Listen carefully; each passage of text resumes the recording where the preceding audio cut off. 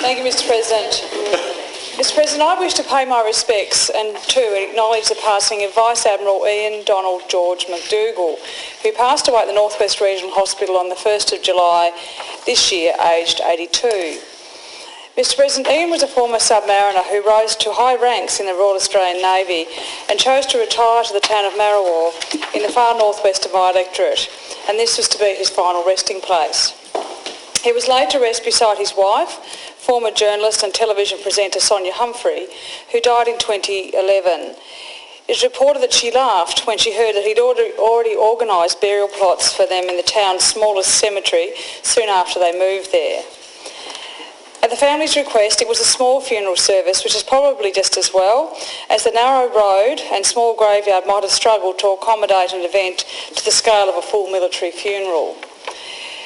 Vice Admiral Ian MacDougall was born in Sydney on February 23, 1938, and joined the Royal Australian Navy a month before his 16th birthday in 1954.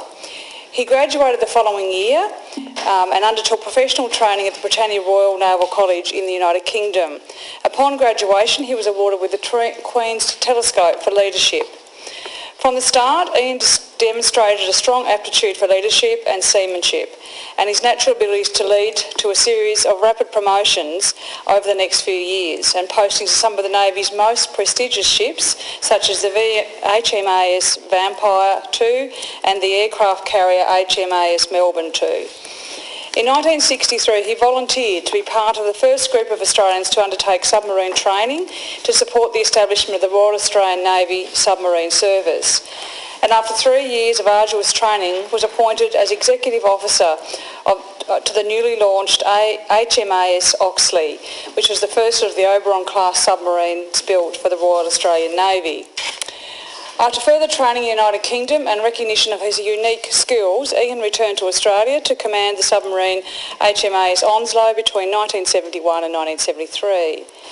Peter Holborn was his second in command in 1972, and he said, from the point of view of the submarine force, without his energy and vision and preparedness to make change, we wouldn't be where we are today. For the submarine community, Ian was unique in that he always encouraged us to be accountable. So, Mr. President, further promotions and responsibilities were awarded to Ian in the following years, too many to list in full, however. But these include, in 1982, being appointed as the Commander, Australian Submarine Squadron, the first Australian-born naval officer to do so. And then, in 1989, he was appointed as Marine Commander, Australia. One of the highlights of his time in the command of the fleet was attendance at Gallipoli during the 75th anniversary of the Anzac landings of 1915. In 1991, Ian was promoted to Vice Admiral and served as the Chief of Naval Staff for the next 3 years.